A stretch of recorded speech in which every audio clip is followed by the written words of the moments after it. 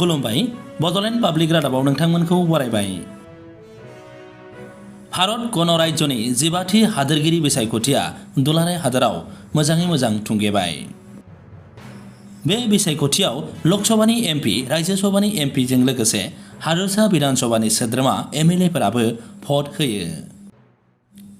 लकसभा आरो राज्यसभानि एमपिफोरा संसदआव बानजायनाय भट मिरुआव भट होयो। हादोरगिरि बिसायख'थियाव भारतीय जनता पार्टी आरो एनडिएनि जानानै बिजाथि महरै गसंदोंमोन द्रौपदी मुर्मु आरो बेरेखा हान्जाफोरनि जानानै गसंदोंमोन यशवंत सिन्हा। मख'नो गोनांदि आथिखालनि हादोरगिरि रामनाथ क'विंदनि हाबा मावनाय समा फैगौ 24 जुलाइ खालाराव थुंगेगोन।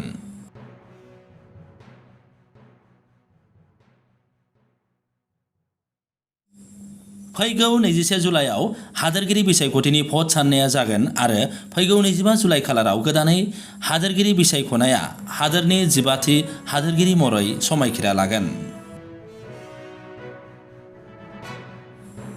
दिनै बे बिसायख'थियाव गाहाय मन्त्रि नरेन्द्र मदिखौ लाफानानै केबिनेट मन्थ्रिफोर अमित शाह, राजनाथ सिंह आरो एमपिफोराबो भट होयो।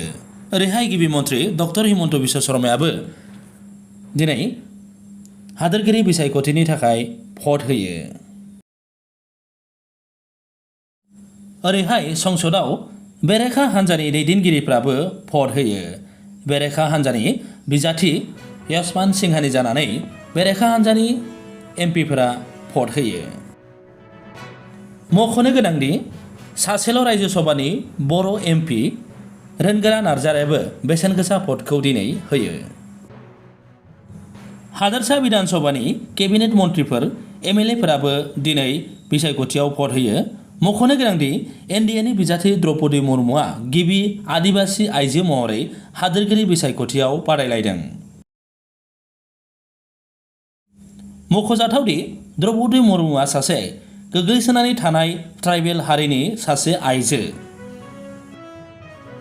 मख'नो गोनांदि द्रौपदी मुर्मुआ सिगाङाव झारखन्डनि सासे आइजो रायजो बेंगिरि महरै हाबा मावखांबाय।